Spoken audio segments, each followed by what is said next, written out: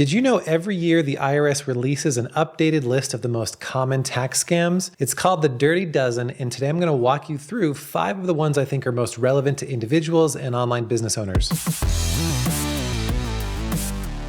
So number 1, we need to talk about phishing. Not phishing, phishing with a PH. And along with that, we have smishing scams. So you may or may not have heard about these before, but they continue to be one of the biggest threats. In phishing scams, scammers send fake emails that look like they're from the IRS, offering fake refunds or warning of tax issues. They might ask you to click links, download attachments, or provide personal information like your social security number or bank account details. Smishing is just the same thing, but via text message. And I actually hadn't heard that term until early last year. It's just a combination of SMS, which stands for short message service, and phishing, and that's how you get smishing. These fraudulent communications are designed to steal your personal information, and they're getting more sophisticated every year. The key here is the IRS will never reach out to you via email or text asking for your sensitive data. Always double check the sender's email address, and if you're unsure, go directly to the IRS website to verify. Okay, scam number 2, impersonation of tax professionals. These scams can be more insidious because they prey on people's trust and their need for professional assistance, especially during tax season. Fraudsters will pose as tax preparers, offering their services at an unusually low rates or even claim to be able to secure large refunds for you. Sounds great, right? But here's where it goes wrong. Once the scammers have access to your personal information, whether it's your social security number, bank account details, or other financial data, they either steal your money outright or file your taxes incorrectly, often without your knowledge. This leaves you exposed to potential financial loss, and it can lead to serious tax problems down the road. One of the biggest warning signs is if someone guarantees you a large refund before reviewing your financials. That's a major red flag. Legitimate tax professionals don't offer such promises without fully understanding your financial situation and without reviewing your tax documents. Every taxpayer's situation is unique, and a real professional will need to look at your records to assess your refund potential. Another red flag is the use of high-pressure tactics. Fake preparers may rush you to make decisions or ask for immediate payment without providing clear terms or explanations. Always take your time to make sure you're working with someone trustworthy.